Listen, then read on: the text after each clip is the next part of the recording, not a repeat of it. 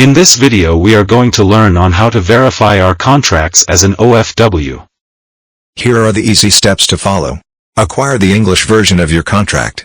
The embassy will require the employer to purchase a travel insurance for you, or you may purchase it personally. You will send the translated version, the original version of your contract, the insurance, passport copy and visa copy, and residence permit.